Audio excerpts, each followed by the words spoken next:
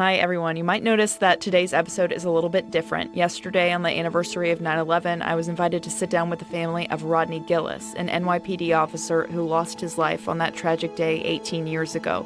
You'll hear from his two daughters and their mother. They do a cookout every year in Rodney's honor. He loved to grill, so I went to them with my mics. I also made the interview into a story for TV, so my questioning and the format of this episode's a little bit different. But I wanted to share their story on the podcast too, to honor Rodney, to remember everything and everyone we lost that day. In my interview, I also reference a video. So this is a video that I found on YouTube made by Rodney's fellow NYPD officers back in 2006 for the Gillis family.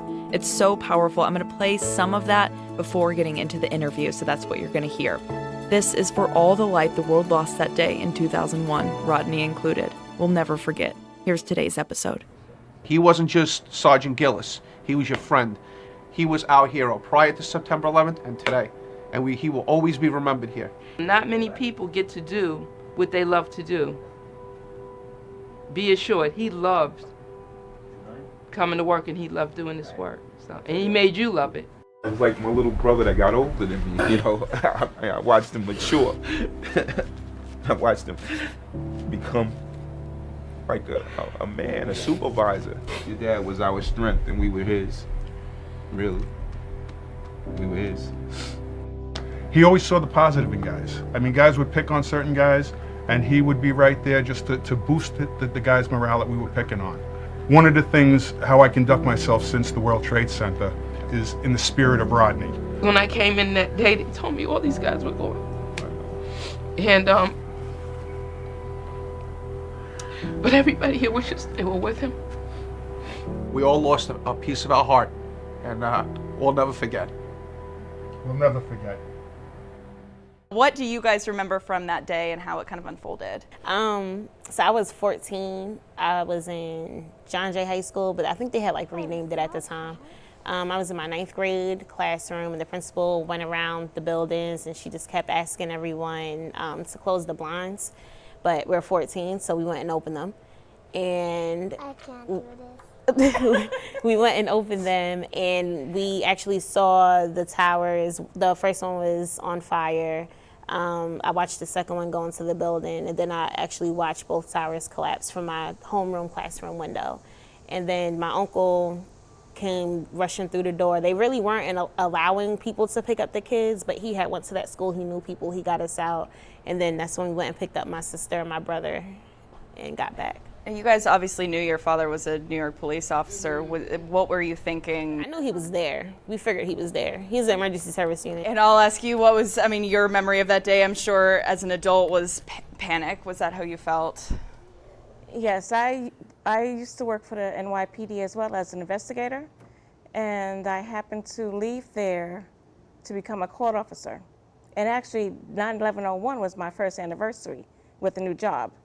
So Rodney was going to pick the kids up from school and keep them while I went to see some friends.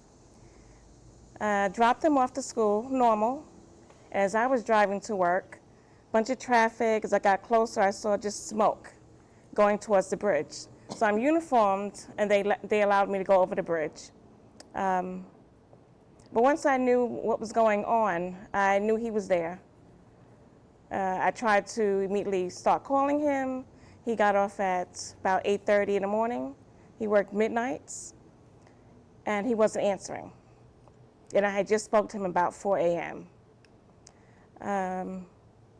I went to work at the courts, and I had to do, the safety issues, getting people out of the courtrooms. We had to, climb through the walls, the ceilings to see if anything was there, just to make sure everything was safe and that everyone was out. And I had my brother, like they said, go pick them all up from school, take them to my mom's. I reached out to my mother to tell that I would not be back in for a while.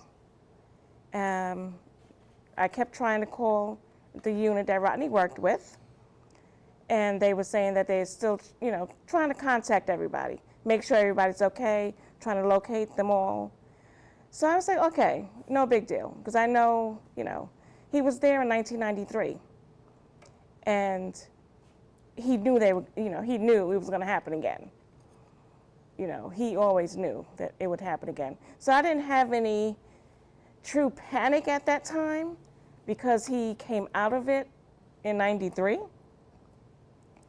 So for a while, I just figured he was in Mrs. Fields' cookies, you know, hanging out or trying to bust through walls, and, you know, that he'd be safe and keeping others safe. And I'm sure it was just, I mean, chaos at that time. I know the cell signals went out for a while. Everything, yes. How long until you finally got the news that Rodney hadn't made it out? And then how did you have that discussion with the kids? With the Actually, I didn't tell, when my kids were 14, 7 and 6. My son's not here, he's at work. I did not tell my kids for 3 days that their dad was missing. Because as children, you know, they're going to ask you questions. And my children always knew what their dad did. So, you know, we've never kept anything like that a secret. I was prepared, I was always prepared to tell them if he had gotten shot or, you know, got injured or something, but I was never prepared for something like this. So it took me 3 days to kind of get the words together, and I knew I needed to tell them exactly what happened instead of the what ifs. You know, I didn't want to put them on that type of roller coaster that I was already on.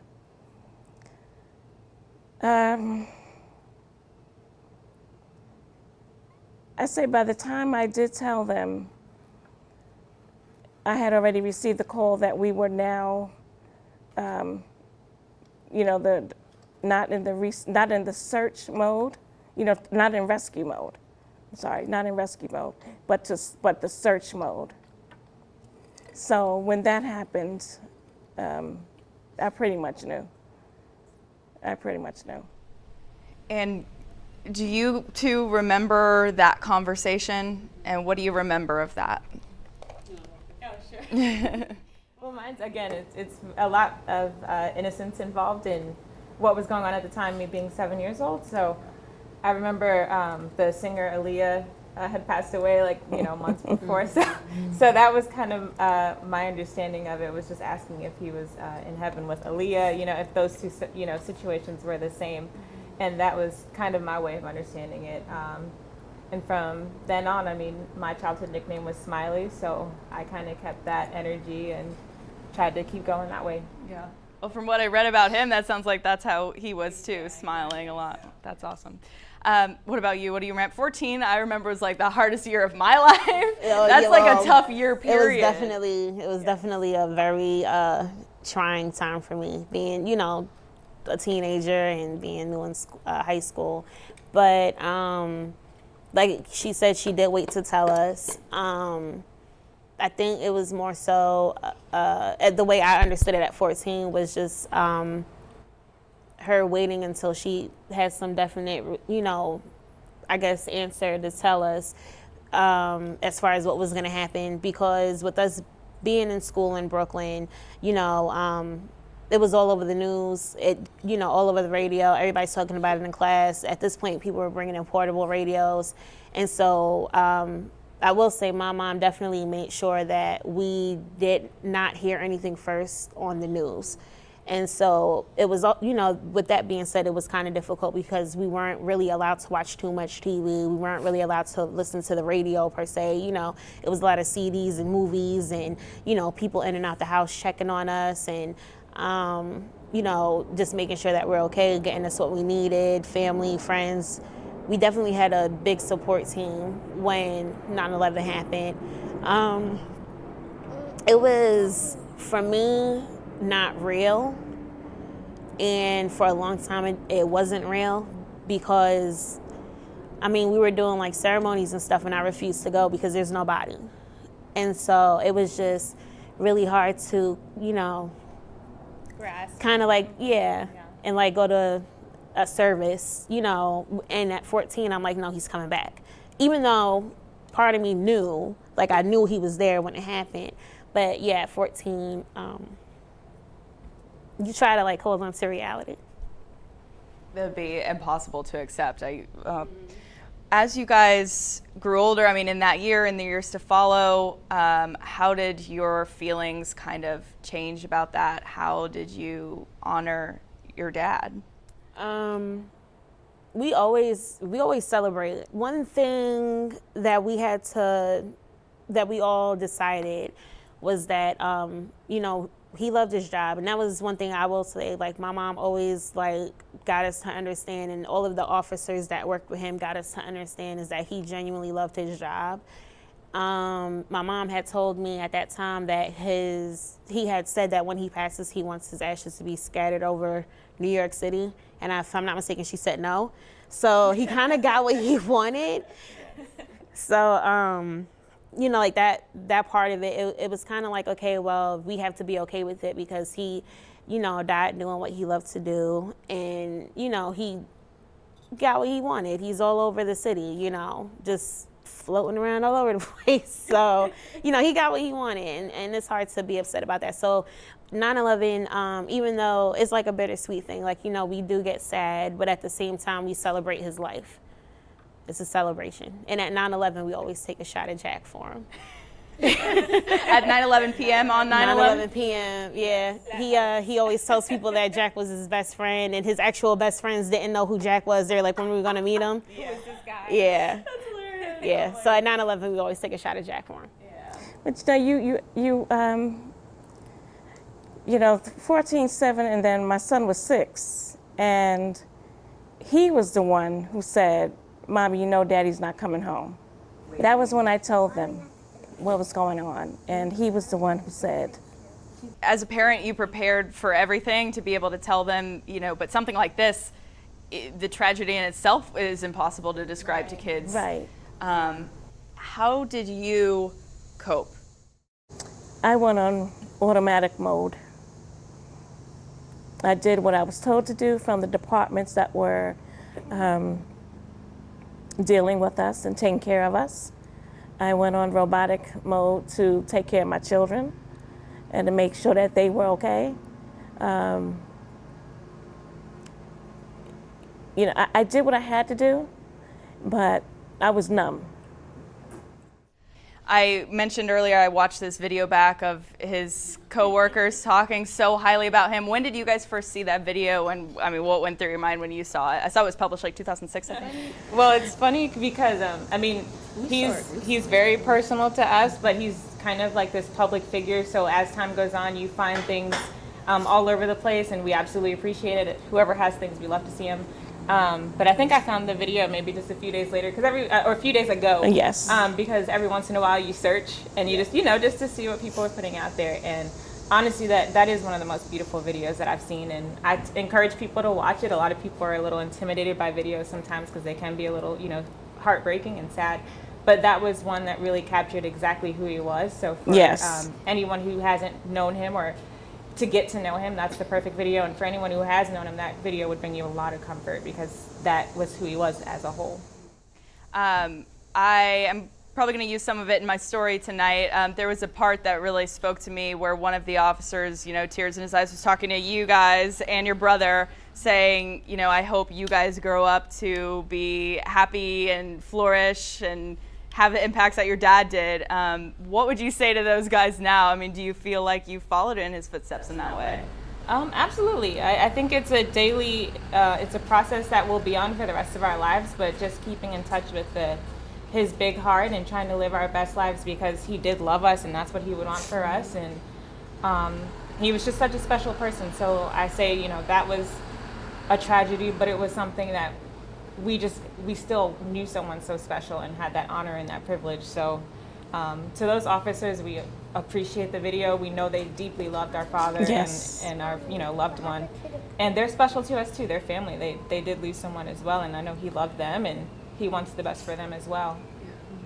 And he knew he wanted to do this since we were 16 and 17 in high school.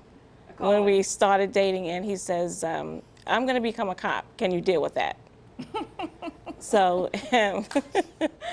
that, you know, this was what he wanted to do. So that gives us so much comfort. I actually saw the video about 2 years ago, and I did not know that you all didn't see it, so I apologize for that. I really had no idea. It got shared to me, so that's why I figured you had all saw it. No. But we did watch a video together. He was on, was it First Watch or something like that? First Watch. It's a series. He was on there, and he was like acting, like, you know, doing what he normally does. So that was pretty cool. I know we had all sit down as siblings, and we got to watch that. So it was pretty nice. But I do really appreciate what they all said. I remember a few of those people from growing up and, you know, going to see them at the job with them coming over or whatever. But yeah, we're okay, you know, just like to let them know, because I don't think that I'm in touch with any of them. So, you know, for all of the people who did the video, we're okay. And I do want to ask, you know, I could interview you guys all day about Rodney. I feel like between the video and meeting you guys, I feel like he was just this incredible person. What do you want people to think about on a day like today? People who didn't have maybe a personal impact per se like you, but yes. What do you want them to think about? You know, normally we're the first in North Carolina, Charlotte, we're the first family that people meet that has been affected. And I don't want them to treat us as celebrities when they do meet us. You know, we're normal. We've gone through tragedies just as everyone else has.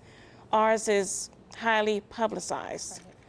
We've never had a time to truly grieve and grieve in private. So it takes a toll on us. If there are times when we don't reach out, just be patient. You know, we just have to deal with ourselves, you know, first. And to put, you know, to be the best that we can and honor him, we need that. But we also would like for people to realize that people are here. You know, it's not just in New York City. It didn't just happen there. This is a global tragedy. You know, and it still is. And people are starting to forget that. You know, we don't want them to, you know, where we're, you know, we just want them to realize that. It's a thing where it's kind of like, you're not supposed to, I know it's 2019, but you're not supposed to talk about politics, you're not supposed to talk about religion. And 9/11, I feel like it's still, even though it's been 18 years, I mean, 18 years, like you just raised a child, like they just became able to vote. And so with that being said, 18 years is not that long. It's still wrong. And so for people, they'll kind of joke about it and making sensitive comments. And especially with us being out here, being that a lot of people in North Carolina have not directly been affected by it. They'll say some insensitive things, just not necessarily thinking that somebody around them has been directly affected, because, you know, they don't have that, like, you know, oh, I saw it from my classroom, or I was there, I had dust on me, or, you know, they don't have all of that. So, you know, just kind of be mindful and be kind to others, and not even just for 9/11, but I mean, there's other things that have happened where, you know, we do have to be kind, because we do not know who was affected or how it had affected them, how they're grieving with whatever happened. So it's a sensitive topic still. I think that we need to, in New York, when my children were younger, I would take things to their schools to speak to their class. I bring items in, like the street sign with their dad's name on it. Some of the rock, the metal from the building, you know, and I would share that with the class teachers and the students. And I think that we need to do that here, because it's in the books, but it's not real to, you know, to that generation that it's happened. It's just like me speaking about World War I, you know, and not until I know someone who's been involved in World War I, I'm not going to get the true aspect. I'm not going to appreciate it. And I think that needs to be done a little bit more. You know, my kids, you know, their grandfathers in the books. My daughter is 10, and she went to school today, and she had on a t-shirt. They all had the picture. my sons and everything, and my son was running around like, oh, this is my grandpa, look at my grandpa was a superhero. And, speaking with my daughter after school, she explained how she went to class and she explained what was going on with the teacher, and her teacher actually said, like, I've never met a child who actually knows what 9/11 is. Right. And so it is really something that the children are not necessarily aware of. Especially with it being called, I think, Patriot Day, they're thinking, oh, okay, red, white, and blue. And, I feel like they do need to learn about it. It shouldn't be something that the kids are learning 20 years from now. Yeah. I think they do need to be aware of what's going on. It has a lot to do with the politics and everything that are going on right now. Especially now. Yeah, so, I do think that the children should be educated on it. Yeah, did you have anything to add to that, things you want people to think about today? I guess, just to take from it that, my father was 33, turning 34 when he passed away, and I'm 25. Like, you really have to take every day and love the people that you're with. Take the time out for yourself. Be kind to others, because you just don't know how much time you have, and we may feel like, I'm going to do this in a few years, I'm going to make up with this person in a few years, and you just never know. So just be a person of love, be forgiving, and really just try to be the kindest person that you can be, the best part of yourself. Yeah, appreciate the moments. On his way to the World Trade, he says, oh, it's a lovely day, it's a beautiful day. And it was, just as it is right now. Mm-hmm. He knew what he was going into, not knowing that he wasn't coming out of it, but he still thought about the day. If you, that YouTube video that you were talking about, you saw, they were saying that when they were calling for him, looking for him, the last thing that he said over the radio was clear the air. So, like, he knew that building was coming down on him, and his main concern was making sure that we got as many people safe as possible. So, that really just shows, like, he just put everyone before himself. And that's who he was. He was a very selfless person. He put everyone before himself. So, just, like we said, be kind. Because, even with, like, all the tension with the police and everything right now, there's a lot of good ones out there, with a lot of positive stories. And, it's kind of hard to, let people understand that. But, there's definitely great police officers out there. My father was definitely one of a kind, but I'm sure he wasn't the only one, or isn't the only one, that was a great person inside and out. So. Thank you again for listening to Unbroken, the podcast. If you want to watch that whole YouTube video the NYPD made back in 2006, or my story on the Gillis family that ran on NBC Charlotte, join our Facebook page, The Unbroken Circle. Check us out on Twitter @UnbrokenThePod, or you can go to WCNC.com. I'll be gone out of the country all next week, but we'll be back after that with all new episodes. Have a great weekend.